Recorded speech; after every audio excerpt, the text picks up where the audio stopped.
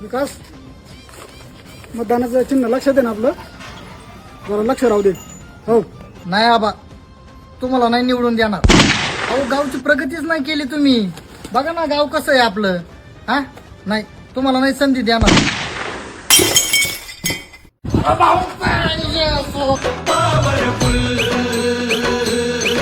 हाय आमचा नेता लई पॉवरफुल.